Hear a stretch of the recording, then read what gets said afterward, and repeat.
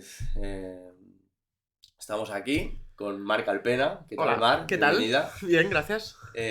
Bueno, pues un placer te hayas acercado aquí a Roll Freak Show con nosotros para esta primera entrevista en este primer programa piloto.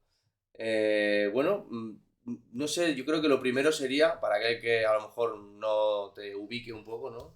Que nos expliques un poco, ¿no? ¿Quién soy? ¿Quién eres? Bueno, Marc Alpena? espera, si ¿cuánto quieres tiempo lo- tenemos? No.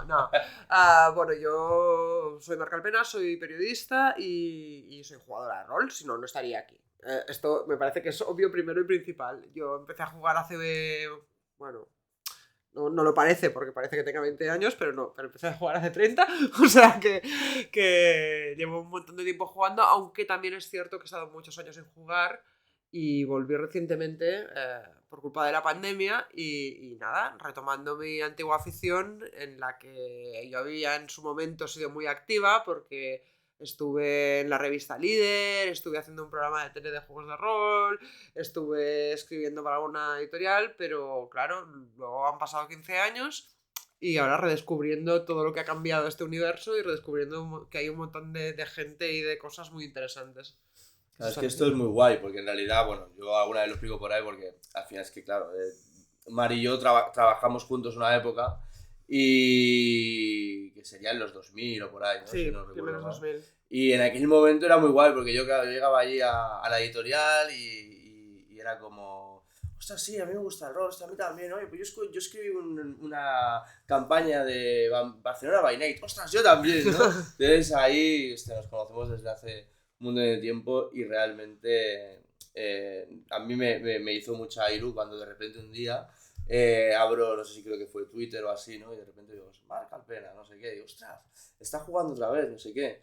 Así que ese reencuentro, porque de hecho nosotros en aquella época nunca llegamos a jugar No, juntos. porque yo en esa época era justo cuando acababa de dejar de jugar. Yo dejé de jugar porque, claro que son las cosas, el club donde yo estaba me caía muy lejos de casa y lo trasladaron y todavía se fueron más lejos. Entonces era una época anterior a las videollamadas y anterior a cualquier tipo de funcionamiento online, más que unos cuantos mods que había un poco rudimentarios, Claro. estilo foro, Sí, y está muy lejos de la experiencia de no mesa. tenía nada que ver. Entonces, claro, lo había dejado. Por eso y porque me apetecía mucho salir de fiesta, también es verdad. La fiesta, como no. O sea, ahí, mira, esa sí que alguna Sí, nos pero bueno. jugamos, de aquella, pero. Y ahora que dices lo de este hiatus, has tenido una oportunidad única de experimentar el rol en esa época Sí. y el rol ahora. Sí. ¿Qué diferencias notas? Uy, diferencias hay muchas. Diferencias de entrada, bueno, diferencias de la afición, que es mucho más diversa, comenzando por lo más obvio, que es que hay muchas más mujeres, pero no solo en eso, sino que también incluso en franjas de edad, en intereses, en dedicación, en formas de llevar la afición a la vida real. Pero bueno, esto solo es una de las cosas. Sería la más demográfica y la más básica de ver, ¿no? Claro. Pero también un cierto cuidado por el bienestar de la gente que se traduce tanto en las herramientas de seguridad como en las conversaciones que hay en torno al rol. Las temáticas han cambiado muchísimo y se han diversificado. Lo que más me chocó cuando volví a jugar fue, desde luego, el auge de los juegos indie, ¿no? Porque estos juegos con unas experiencias tan concretas y tan centradas, para mí era como en plan de, bueno, pero has creado un juego solo para eso, eso no sería un módulo y ya está. Ahora lo entiendo más y lo disfruto mucho más, ahora que ha pasado como 1 año y medio, 2 años desde que vuelvo a jugar. Ha cambiado mucho el panorama de las editoriales, ha cambiado mucho lo que se edita, ha cambiado... Bueno, estos días se está hablando mucho de la Open Gaming License y ha cambiado mucho la popularidad de Dungeons en el mundillo también por todo el marketing que han aplicado. Me sorprende que algunos juegos que eran muy populares en mi época ahora no los juegue casi nadie. Por ejemplo, yo nunca pensé, nunca, y menos después de haber surgido las películas del Señor de los Anillos, que MERP se iba a convertir en un fósil. Pero mira, Bueno, y más ahora que justo o sea, tenemos- como para ir haciendo Claro. predicciones de tendencias Claro, estoy, claro, ¿sabes? claro, O sea, claro. Como pasa con algunas pelis, ¿no? Y ahora que decías de Mer, justamente, que ahora tenemos la versión esta del Claro. amigo único, que Sí. para mí le da, vamos, un vida. acercamiento realmente a la propuesta y a lo que nos está... al acercamiento a la obra de Tolkien, ¿no? Más que un libro que básicamente son tablas y demás, ¿no? Pero bueno, claro, es que al final es lo que hablabas, ¿no? Ha habido una evolución, ¿no? Claro. Que pasa por todo ese tiempo, ¿no? Porque de hecho, en aquella época, estamos hablando que a lo mejor el rol tendría que 15, 20 años, ahora ya tenemos un poco más de bagaje y eso se nota en cualquier campo, ¿no? Cuando hay investigación. Sí, cuando... es curioso porque se produce un doble proceso. De un lado, es cierto que tanto los jugadores como los creadores de rol ya no parten de la nada y tú puedes trabajar sobre lo que ya han hecho otros sin necesidad de repetirlo, pero también es cierto que con una cierta mainstreamización, si es que existe la palabra, del rol, que tampoco ha acabado de llegar, pero bueno, ya es mayor de la que había, periódicamente están entrando gente nueva. Gente nueva que tiene que empezar a redescubrir cosas y a veces puede pecar de adanismo, pero también, sobre todo, que llegan con miradas muy frescas a lo que se está haciendo, ¿no? Entonces, esto a mí me parece muy, muy refrescante, muy, muy interesante. Me interesa mucho y me gusta este punto de vista. Yo, de hecho, soy un ferviente partidario de la visibilización del rol y que cuanto más se pueda, digamos, divulgar de alguna forma, ¿no? De estos grandes streams que a veces hay, ¿no? Como el de Amor de Otro Mundo o Critical Role y todo esto, porque quieras que no, cuando llegas a tanta gente, siempre un porcentaje se acaba quedando. Y además, muchos vienen sin esta mochila, sin estos complejos y te dan cosas totalmente frescas. Pero fíjate que tú y yo comentábamos ahora lo de que habíamos trabajado juntos en una editorial, que no sé si lo hemos dicho, que se dedicaba a hacer manga y a hacer cómic. Se produjo este mismo proceso en esa época con este tipo de TVOs. Entonces, yo recuerdo que en ese momento todavía los reportajes que se escribían de manga iban explicando, pues es el cómic japonés, y hay de varios tipos, el shonen, el shoujo. Y ahora yo creo que por fin, y era algo que tenía que haber llegado antes, pero no había llegado, en los reportajes de rol ya no tiene que ser Gary Gygax. O sea, se asume que hay un bagaje. Ya empezamos un poquito a que la gente tenga unas ideas al respecto que trascienden los tópicos del crimen de los 90, de Dungeons and Dragons. También ha hecho mucho para esto, pues claro, la aparición del rol en cosas como Stranger Things, Claro, y en la cultura popular americana. Exacto. Mar, tú eres periodista. Sí. ¿Cómo el ser periodista te ha marcado a la hora de no solo dirigir, jugar, sino de escribir aventuras? Porque tú escribes muchas aventuras. Sí, yo no escribo tantas aventuras como debería escribir, según mis editores, porque soy un poco morosa con las cosas que debo, pero me ha marcado de diferentes maneras. Una, en el aspecto formal, porque yo creo que la forma de estructurarlas deriva mucho de las técnicas de escritura periodística, porque, bueno, claro, es lo que llevo haciendo toda la vida, pero sobre todo a mí me interesa bastante la adaptación de la realidad a lo que yo escribo. No es ningún secreto que a mí lo que más me gusta, por ejemplo, es el terror tipo Tulu. Entonces, claro, tiendo a llevarme mucho las cosas que yo descubro o leo o leo en las noticias, aunque sean muy disimuladas y muy pasadas por el filtro del género, claro, porque si las llevas a la ciencia ficción, pues es otras claves, pero vamos, no se tira nada. Y es que al final la realidad supera muchas veces la ficción. Es cierto, porque además esto es un problema que además tenemos los periodistas, es decir, tú cuando escribes un reportaje muchas veces es que no es verosímil lo que estás contando. Mira, yo en este particular que comentas, ¿no?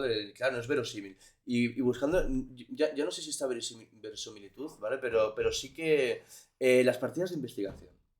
¿Cuántos crímenes hay resueltos ya si buscas en la hemeroteca que realmente son dignos de jugar una partida? Entonces tú, si vas allí, tienes las pistas. Sí, pero también pasa lo contrario. Por ejemplo, esto lo cuenta mucho Mark Pastor, que es un autor así de ciencia ficción y tal, que justamente está preparando un juego de rol ahora. Que dice, hay muchos criminales tontos. O sea, realmente, y esto, tú en una partida de investigación, tú no puedes hacer que simplemente el jefe de los sectarios sea burro. Porque entonces... No sería un reto interesante. Claro, hay muchos criminales tontos, pero evidentemente hay tanto... Por desgracia, ¿no? Para la humanidad hay tanto kinky, tanto mangui por ahí que realmente entonces, hay material que y ya tienes la partida hecha, ¿no? Que si te cierre narrativamente, pistas, ¿no? Siempre se corresponde a lo que es interesante narrativamente, a lo que es interesante como retrato de la vida real. Entonces sería... Lo ideal, aquí entiendo que escoge un esqueleto, lo que te interese, y vístelo de gala, ¿no? Literalmente un esqueleto a veces, ¿no? Sí. Sí, hombre, con esto también hay consideraciones a hacer sobre el tema ético de reutilizar la realidad. O sea, claro. ¿Cuánto tiempo debe pasar, por ejemplo, para poder tomar O un el crimen? True Crime, no sé, ¿sabes? O sea, ha habido la serie esta Dahmer, Sí. que andaba en Netflix, ha habido un follonaco porque, claro, la gente decía que las familias de las víctimas contentas no estaban. Claro, Entonces, no ha bueno, pasado suficiente. la realidad siempre la puedes disfrazar un poco, siempre la puedes cambiar lo suficiente. Y ahí, a mí también, claro, si no me gustara la ficción, no me gustaría el rol. Y ahí está la parte divertida de escribir rol. O sea, de vestirlo. No sé vosotros cuando arbitráis cómo sentís, pero para mí es como, wow, les estoy presentando. O sea, es que yo, vamos, es que alguien lo decía en Twitter el otro día, es como el padre que se espera ver la cara de los niños cuando abren los reyes, ¿no? Claro. Entonces, Sí, yo creo que... el preparar esas sorpresas es súper bonito. Claro, y como jugador es eso, es como leerte una buena novela de misterio, ¿no? Pero vivirla. Entonces, claro, tienes ese componente. Entonces, claro, en el proceso de selección, me imagino periodístico, es decir, te pasa que dices, este crimen no es lo suficiente gore o no lo suficiente... No, porque yo no escribo, el tipo de periodismo que yo hago generalmente no tiene nada que ver con... Aunque lo hagas, pero cuando lo lees. O sea, no, o sea, no, yo no, o sea, cuando leo las noticias no estoy pensando, bueno, sí, a veces sí que estoy pensando en si van a salir rol, pero es que yo tengo la tesis de que cualquier cosa te lleva al rol si quieres, ¿eh? Vale. O sea, si lees una noticia política que ha habido bulla en el Parlamento, te lo puedes llevar a Star Wars, la época de Palpatine. Claro. Yo qué sé, ¿sabes? Todo es roleable. Todo es roleable, o sea... Es verdad. yo No tiene que ser soy un una crimen. maquinita de compostar, luego otra cosa es que te salga algo más o menos decente, pero... Y tú has notado también, supongo, ¿no? En este intervalo, ¿no? De cómo, bueno, también la experiencia, ¿no? Que nos da todo, pero cómo encarabas, digamos, ¿no? El escribir una aventura en los 2000 y cómo lo puedes encarar ahora, ¿no? Bueno, O no ha cambiado tanto esto. No ha cambiado tanto, la verdad es que a mí a veces la gente me pide que les hable de mi método y yo pienso que método, o sea... Hay es que, método, el método hay más. gente que tiene métodos, no, Me o sea, hay parece. gente que es muy buena teorizando sobre cómo hacen lo que hacen. Estoy pensando en Pepe Pedraz, en Álvaro Lomán, en Siro Senra. Yo sí, más o menos sí, que claro que lo tengo un poco teorizado, pero me gustaría pensar que soy tan metódica como todo eso, pero es que me iba a engañar a mí misma. O sea, al final es no levantar el culo de la silla Y trabajar. y trabajar. Mar, si te tuviera que preguntar ahora por tu juego de cabecera, tu juego de rol de cabecera, ¿cuál es? Ese que de vez en cuando necesitas jugar o que podrías jugar con los ojos cerrados, ¿cuál sería? A ver, es que en ocasiones he jugado a cosas que me gustan más, pero es que a mí, o sea, Tulu es como, para mí es como un jersey confortable que te lo Exacto. pones y te abriga. te abriga y le pones un accesorio y te lo puedes vestir muy bien y te lo puedes llevar a una fiesta de debutantes de los años 30 o te lo puedes poner raído y te lo llevas a una fantasía urbana de los 90. Con una gabardina lo conviertes en Delta Green y estás investigando un suceso paranormal.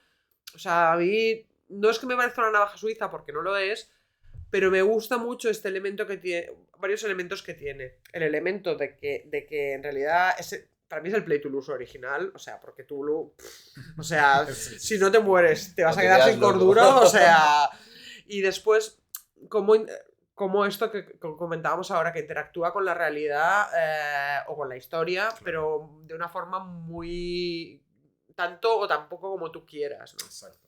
Mira, ahora que dices esto, de Tulu tenemos... Tulu tiene 1000 hijos, como quien dice, ¿no? Hijos de A Tulu. ti, ¿cuál de estas semillas de Tulu es la que más te... Yo sigo ¿Tienes una preferida yo, realmente? yo sigo descubriendo cosas cada día. Intento no comprármelo todo porque al final no viviría más que para pagar Tulu. O sea, sería como una especie de hipoteca. Pero a ver, como épocas, a mí me chifla, por ejemplo, lo que sería Tulu by Gaslight, que es época victoriana, pero porque también me encanta Sherlock Holmes y me encanta Jack el Destripador. El Dark Streets ahora que ha salido, por El Dark ejemplo, Streets, hay por ejemplo, esa- lo tengo y también me quiero agenciar el Regency Tulu. Delta Green me encanta porque yo soy, como decíamos, hija de los 90, Expediente X, Expediente X, lo mola todo. o sea, es que Delta vamos. Green lo mola todo. Entonces, y Delta Green me gusta mucho este punto que tiene de ser muy político. Además es un juego que para mí es es de los juegos mejor escritos que hay ahora mismo en la calle. Es decir, más allá de sus cualidades mecánicas o sus ambientaciones. Es un juego que tú te puedes sentar a leerlo y lo disfrutas muchísimo. Pero es que, bueno, le voy descubriendo cosas cada día. ¿Y el Chulu Dark lo has probado? El Chulu Dark lo tengo para probarlo, pero no me he atrevido a probarlo. Me encanta, para mí es el mejor Chulu. Vale, Pues pero... eso es un reto. Es el Tulo de Sakari. Sí, no, pero tiene unas mecánicas ahí de estas de poder como... Yo lo rebauticé como son una especie de forzados, ¿no? Cuando tú estás ahí como los de Fate, digamos, pero a lo chulo. Y bueno, si no lo conocéis, buscar Chulu Dark, que es un juego súper cortito y seguro que os va a dar partidas maravillosas. Hablabas de lo que es tu juego totémico, Sí. pero de las cosas que has conocido así más en esta nueva ola o después de este nuevo reenganche, ¿qué podrías resaltar? Un par de... Hay un montón. Mira, lo primero que me viene a la cabeza, y pensando en las partidas que jugué el año pasado, una cosa que disfruté muchísimo, que ahora lo va a sacar Shadowlands, es Travel Shooters, porque me pareció fresco, divertido, que pillaba muy bien el tono de la ambientación. Es un juego que está basado en el cómic franco-belga de los 60 y 70. Además, con unas mecánicas muy divertidas, te puedes gastar los típicos puntitos para hacer tus cosas molonas, que en esta ambientación tiene mucho sentido que las hagas. O sea, yo solo te digo que en un momento dado íbamos en el helicóptero, teníamos que distraer a unos malos, y yo me gasté mis moneditas para que resultara que en el helicóptero había pelotas de Nivea para tirárselas para distraer. Y este tipo de cosas que son súper divertidas, súper frescas, y que además... es decir, para mí es muy difícil hacer un juego tan divertido en términos de comedia como este, sin caer en que sea comedia absolutamente desquiciada, porque claro, ya luego nos vamos a otras cosas, ¿no? Esto me ha gustado mucho. También ¿qué más me gustó mucho? Bueno, evidentemente el Dragon me sigue gustando mucho. ¿Qué más jugué de lo nuevo? Trophy me gustó, aunque yo insisto que los Play to Lose y yo a veces no siempre hacemos buena pareja, porque hay momentos que me coge un momento de ansiedad, ¿sabes? O sea, dices, bueno... Claro. La sensación esta de vamos a morir todos, el mundo se hunde, pues ya bastante es la vida real, un poco así. A mí me mola un poquito, el dramatismo este de... Besen me parece un juego muy chulo que no he explorado lo suficiente, porque lo tengo y no me he mirado lo suficiente, pero creo que es una propuesta muy bonita también. No sé, hay millones de cosas, es que cada día estoy probando cosas nuevas y eso me encanta. Pues eso es lo bonito, ¿no? Poder probar tantas cosas nuevas, ¿no? Que es lo que nos trae un poquito al principio de esa entrevista, ¿no? Como para cerrar, ¿no? Cómo ha proliferado, cómo ha evolucionado y cómo se ha diversificado tanto, ¿no? Un buen ejemplo es la cantidad de propuestas distintas que hay. Mar, muchísimas gracias por venir aquí a charlar con nosotros. Nos vemos en las mesas. Así es, gracias Mar, un placer. Encantada, gracias.